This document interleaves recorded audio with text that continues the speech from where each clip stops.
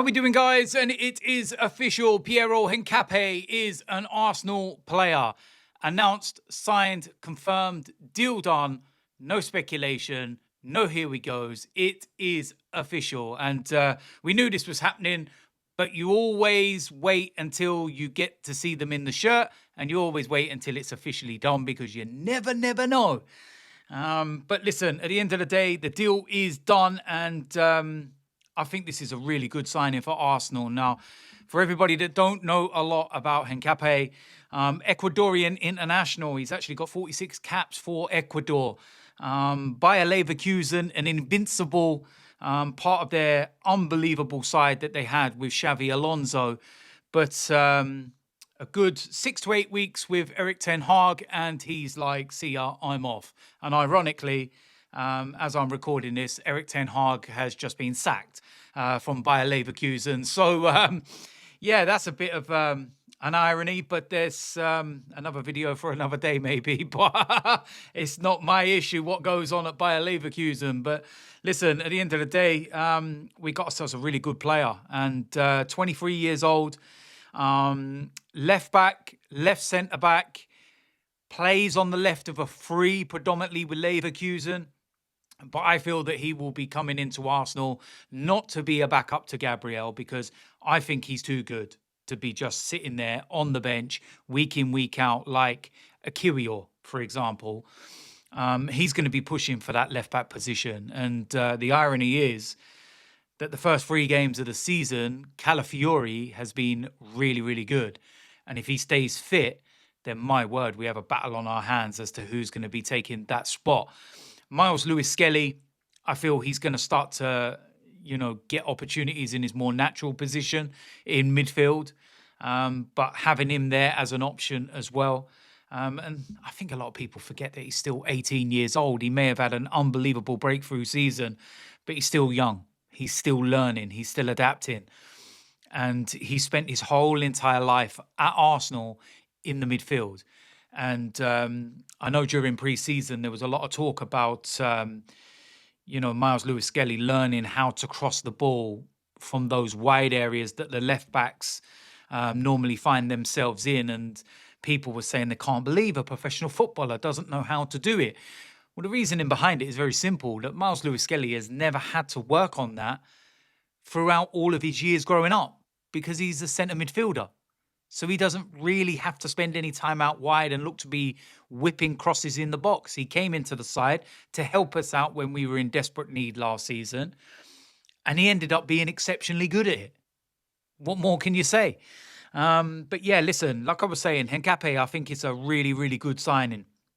And like I was also saying, an invincible, somebody that knows about winning. And in terms of his style of play, very, very aggressive, very, very quick. In terms of him playing on that left-hand side as a left-back, we've seen it with Leverkusen. He is 100 miles an hour, up and down, can defend, can attack, can get deliveries in the box.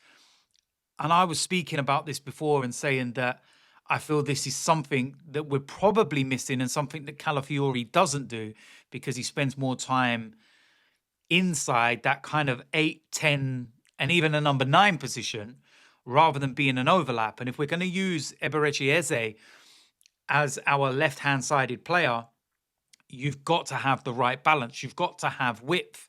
And that's exactly what Hincapie can offer us if Eze is playing there.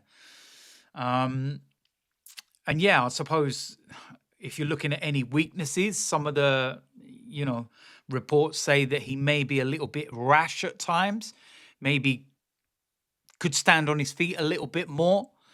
But at the end of the day, he's still young and he's still learning. And that will come. And at the end of the day, when you look at the deal as well, it's a loan signing. And I know it's written down as an option to buy, but there's already a 5-year deal in place. Now, what this suggests to me is that Arsenal are going to sign him regardless, but they have to have it written down as an option so it goes on next year's financial books. And that's the same with Leverkusen. If it's a buy, like an obligation, then it will go on this year's. And I don't think Arsenal want that. And I don't think they want to toe towards that FFP line and everything else. So I feel this is something that works well for everybody. It's down as an option. And a lot of people are jumping the gun and thinking, wow, how has Berta managed to, pull this off? A player's got a release clause, but we've managed to get him on loan. And it's only an option. So if it doesn't work out, we can just send him back. I don't think it's like that. It's not like the Raheem Sterling one, because there is a deal in place, 5 years. So I think, like I was saying, it's just simply, for financial purposes and to put it on the books next year. But yeah, it's a fantastic deal regardless. Fantastic. And it works for us. Leverkusen are not happy about it. They understand it. Listen, they're losing all their players. With Xabi Alonso leaving, it was inevitably going to happen. But it doesn't mean that they're going to be happy that they're losing all their best players. And virtually all of the invincibles have now gone. And that's, always going to be the biggest problem for them. They're not a Bayern Munich in Germany. So when you have the kind of season they had, bigger clubs are going to come along and say, I like that player, and I like that player, and I like that player, so I'm taking him, and I'm taking him. And then it doesn't help with Xabi Alonso leaving and going to Real Madrid.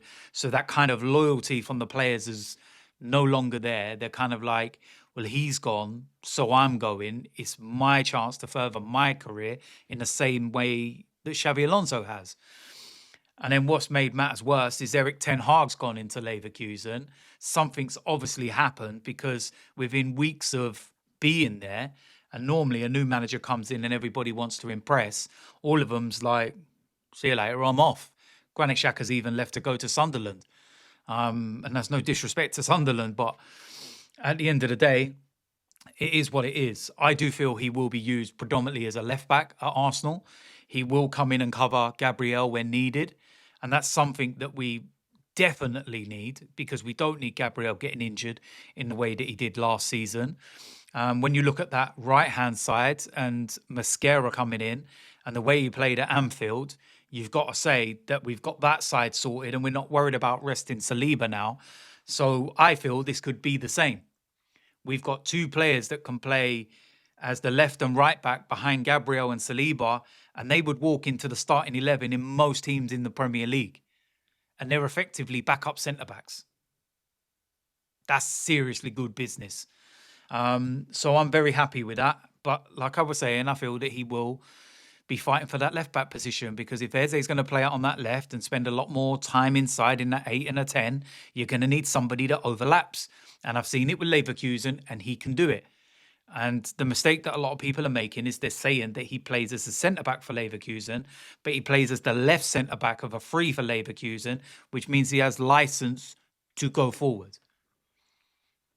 Good delivery, very strong, very athletic, quick, powerful. I think this is a signing that we needed, and I'm very, very happy with it. So listen, there we go. Piero Hincapie, welcome to the Arsenal. Let me know in the comment section what you think about that signing. Are you happy? Do you agree with my assessment as to where he's going to play?